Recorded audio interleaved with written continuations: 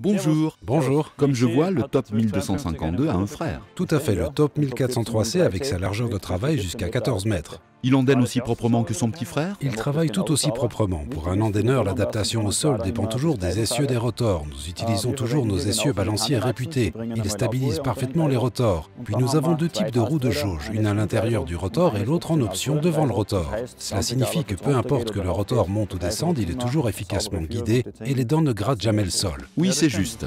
Je suis toujours fasciné de constater comment le top 1252 de mon voisin endaine proprement. Tout à fait, nous sommes réputés pour cela. Un autre critère important lié à cela, la suspension du rotor. Parce que moins il y a de poids sur l'essieu et mieux il peut s'adapter au sol. La suspension est mécanique avec ressort à l'arrière et hydraulique à l'avant puisque les bras porteurs sont plus longs et plus lourds. Comment ça se passe au niveau du réglage ou de la commande? L'endaineur a-t-il son propre terminal? Sur le principe, cela se passe ainsi. L'endaineur est compatible Isobus de série. Cela signifie que je peux commander l'endaineur avec n'importe quel terminal Isobus du tracteur. Mais nous proposons également différents terminaux. Sur mon nouveau tracteur, j'ai un joystick. Ce serait bien de pouvoir le programmer pour commander directement l'endaineur. Sans problème, cela est possible sur de nombreux tracteurs. On peut donc transférer les commandes des fonctions de l'endaineur sur le joystick. Oui, c'est une variante très confortable. Je peux tout transférer. Relever, baisser, relever individuellement, commander le recroisement et ainsi de suite.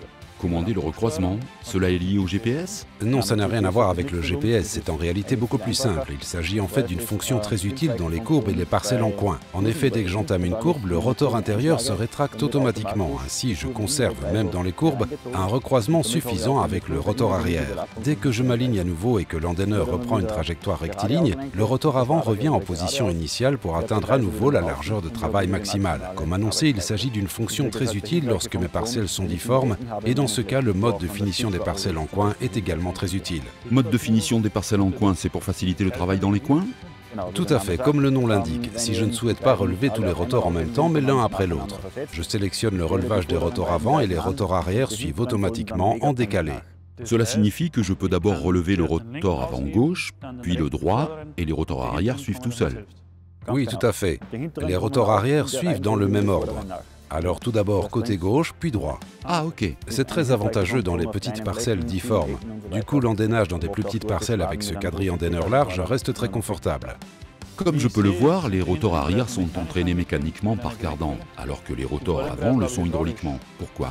C'est ce que nous avons repris du 1252. Et cela pour la raison suivante. À l'arrière, l'entraînement mécanique suffit amplement. On se retrouve dans la même situation qu'un double endaineur à dépose centrale. À l'avant, il nous faudrait de nombreux cardans et boîtiers tout au long des bras porteurs.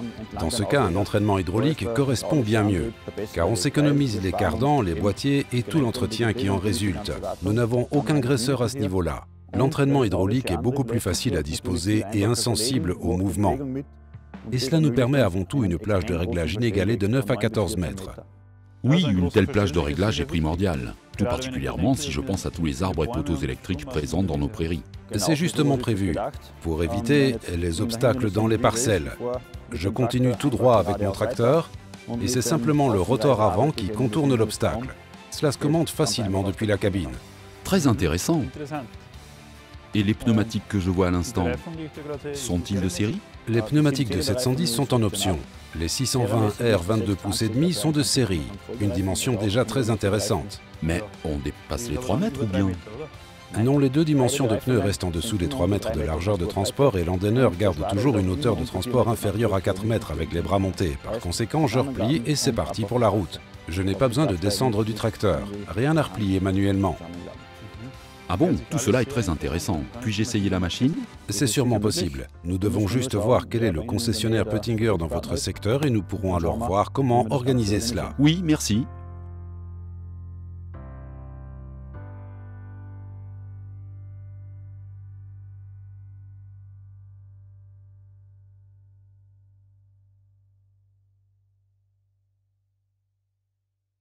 Réussissez avec Pöttinger.